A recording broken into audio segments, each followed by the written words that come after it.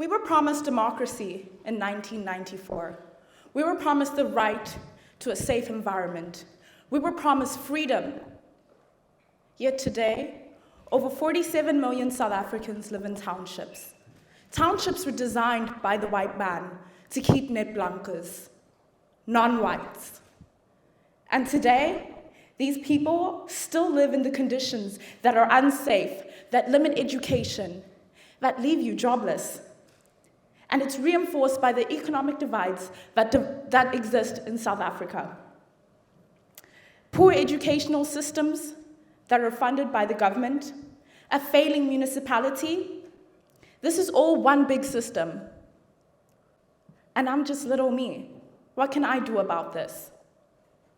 I can just watch from a distance as the white man continues to scrape at what's left of my countries, as puppets of politicians continue to play a show. That's right. No, it's wrong. I can't just sit and watch as my country falls apart. This issue is big. What can I do about it?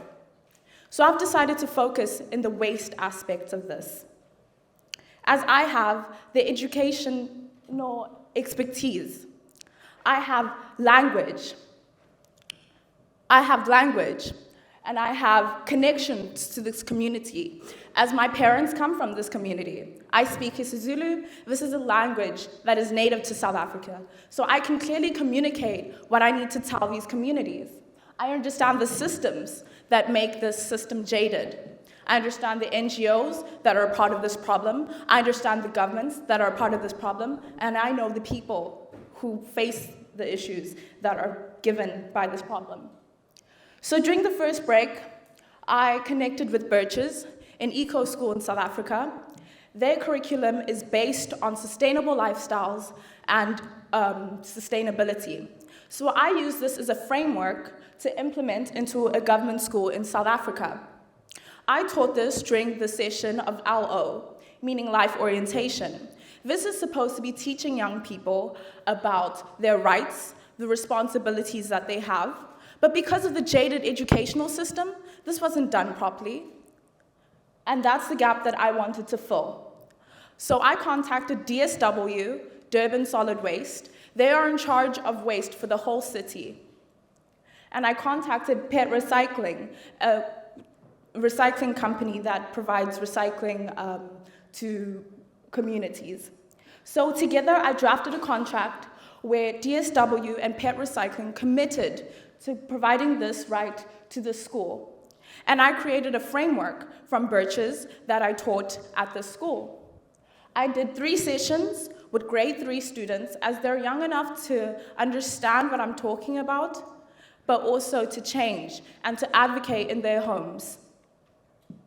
I did this with the leader from DSW, and at the same time, I built a waste management center where they'd be able to leave their waste and use the teachings that I taught them to organize it, and I created posters in isiZulu to remind them. Altogether, we collected 3 tons of paper, 2 tons of plastic, half a ton of tin, and a ton of cardboard. This was equivalent to 400 rands a month. With this money, I was able to create better classroom environments and reinvest this into the school, as it's the children's work that have enabled this to happen. This is what the grade 3s were able to do alone. Imagine a whole school. Imagine a whole community recycling and generating revenue. I hope to create more sessions, and I hope that this can be a framework that can be implemented not only in Nazareth, but other schools around South Africa to create change. My mother always told me that if I believed in something, that I should act for it. And I believe freedom is more than just a stamp on a ballot paper, but it's actions and services. Thank you. Yay.